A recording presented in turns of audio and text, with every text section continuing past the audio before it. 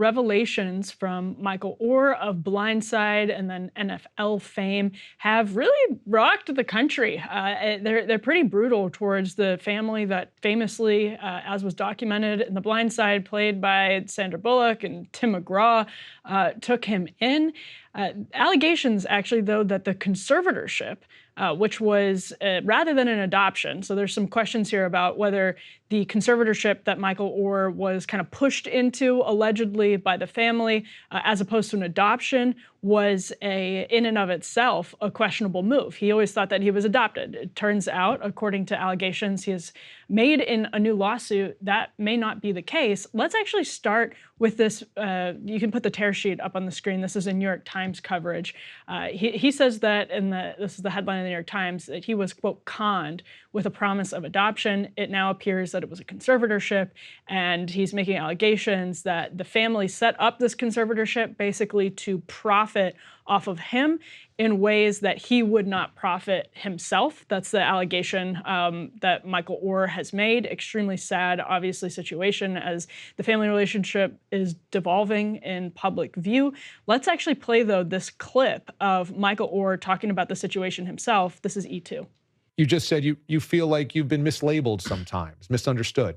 And I think, at least from what I've read in the book, a lot of that stems from how you were portrayed in the movie The Blind Side, and that people might have the wrong idea of your personality, number one, that you were this kind of shy wallflower, that you were timid and you had to be kind of like drawn out of your shell, when in reality, you were a workaholic, you were hyper organized, and you were like, damn it, I'm making something of myself no matter what it takes after a rough background. Is that the big one that you feel you were mislabeled as? I think it took away the hard work and the dedication that I created from a child, and going to school in the third grade, getting myself up.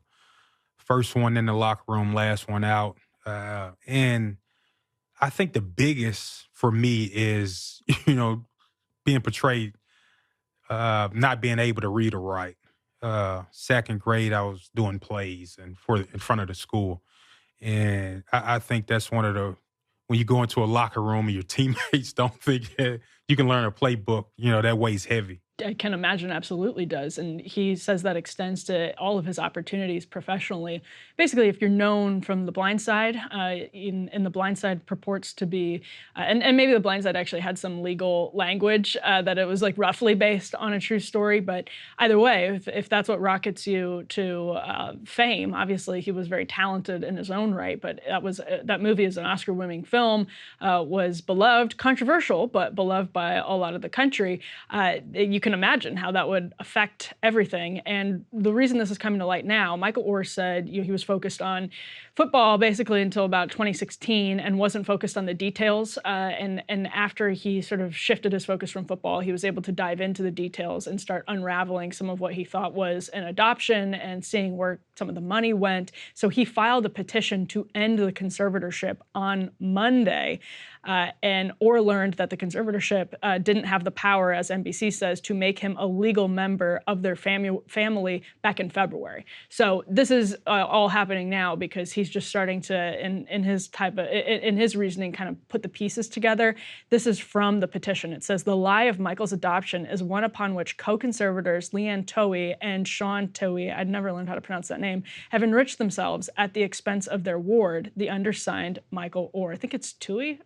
Ryan, this is obviously very, very sad situation. The Tuohy family denies the allegations. They say, we love Michael at 16 or 17. We'll love him at 37. We'll love him at 67. Both the son and the parents have said that. There was an excerpt from the mom's memoir that came out, talking about if there's a misconception about Michael, it's that he's actually very smart. So I don't know how deliberate any of this was on their part. That will be litigated in court. I genuinely don't know. It could have been really malicious. It could not have been. What's your sense of this, Ryan, as somebody who, you said when we took a break earlier, not a fan of the film? Oh, the film's just brutal to me. The white savior stuff, just without, not even any attempts to kind of cut it for public consumption. Just straight white savior dope just injected right into the veins of the American public. That part of it, to me, was just too much. Like it felt like this is impossible. Like there has to be a little bit more agency on the part of Oher. And you hear Oher there saying, like, look, when I was in third grade, I was getting myself up, getting to school, a workaholic. He later in that interview says, I was already an All-American kind of before I moved in to their home. And so the one thing the New York Times reported is that there's some discrepancy over the question of how much money the kids got. The parents are saying the kids got very little. The kids saying they got a little bit more than that. But broadly speaking, there was a deal that was struck, a film deal, where the blood children did get cut in on the revenues of the movie, and Oher did not. Oher, who was the putative star of the film, did not get cut in, while his quote unquote siblings did. And I think everybody across the spectrum could agree that that's weird. Now, the dad says that the conservatorship was set up in a way that would enable him to go to college, and there are some rules about income in college, et cetera. But the movie didn't come out until he's already in the NFL, so that wouldn't have implicated that question. So some of this does need to be litigated, but some of it also does seem clear. Like he should have been cut in on the movie. Like I think and the book, if there was any kind of book, they're probably not book proceeds. I'm not sure, but film proceeds absolutely. If the kids that he's living with are getting cut in because of his story, like it's not a movie because of them. I'm sure they're fine kids or whatever, but that's not who we all flocked to the theaters to see. It was his story, so he should have been cut in on that. But he also has a book coming out. So this is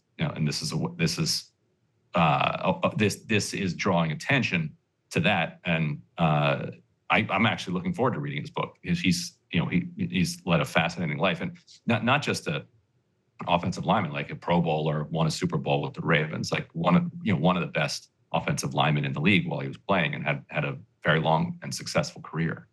Yeah, and like many people in the NFL came from a genuinely difficult background, and it is true watching the movie.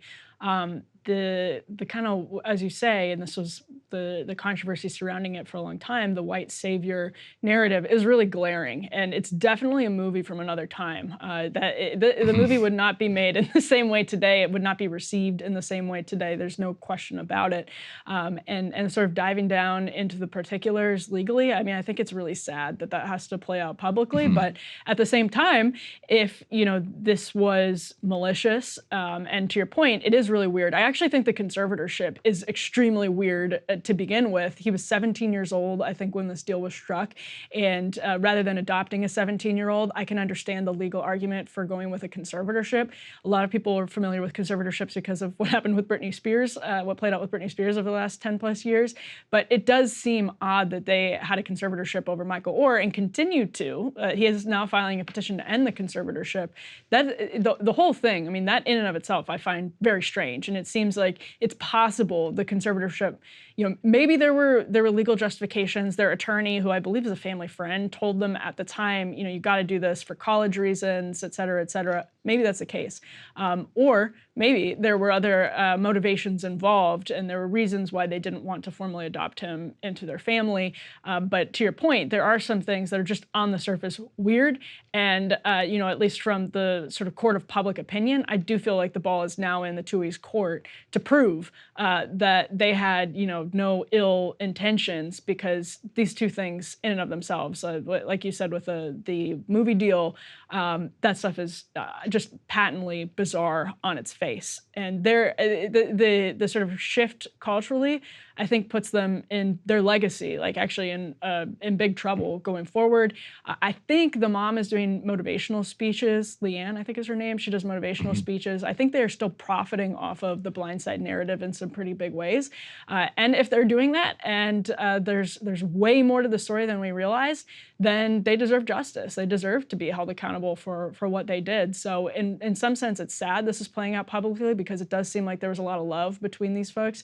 But on the other hand, if the public's being taken for a ride, good. Let's have it play out publicly so there can be some justice served.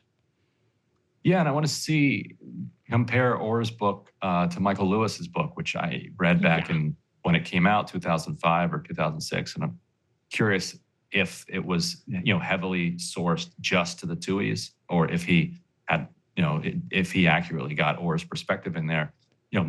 Lewis is the best nonfiction kind of storyteller that we've had over the last 30 years or so. He just pumps out classic after classic. So I will be interested to see how well it holds up, and whether or not he just kind of embedded himself with the parents, rather, or quote unquote parents, rather than Oher. So we'll see. That's something that I don't know yet, but I'll be curious about. I'm also curious to read his Sam Bankman-Fried book. He's got that one coming out, so I guess he's got his hands full. Although his subject is now indisposed, having gone back to jail, so maybe he can focus on just writing it at this point. Yeah, no, I mean, I think this actually could legitimately reflect in ways that are maybe not so beneficial for Michael Lewis going forward. People may reevaluate his work depending on how Oher's story compares with Michael Lewis' story and how well Michael Lewis is able to defend his work. I don't know, but if that's the case, this is not great. And it's not, you can really see from Oher's perspective how, of course, this would follow him throughout his career. The way he was depicted in the movie is, he was treated as an idiot, basically, in the movie. And so you can understand how frustrating it would have been from his perspective to have that follow him throughout his career. That is just, his frustrations are very easy to empathize with. Right. That was a poignant moment to hear him say, you're looking around a room and you're wondering if your teammates think that you don't know how to learn a playbook, which is awfully important for an offensive lineman. Everything falls apart. And it's not like he needed the movie. What he's doing. It's not like he needed the movie to be successful. This is the point that you made earlier. It's not like, well, it's just the price you pay for making it. No, I mean, like, of course, it made him more famous than he otherwise would have been, but his success in football is not due to the book and the movie. He stands on his own merits. So the frustrations are very, very easy to empathize with. Hey, if you liked that video, don't forget to hit the like button and subscribe to Breaking Points. If you want to see the rest of Counterpoints, go to breakingpoints.com to become a premium member and get the full uncut show every morning in your inbox and on Spotify. Help us build independent news and get the full show every morning at breakingpoints.com.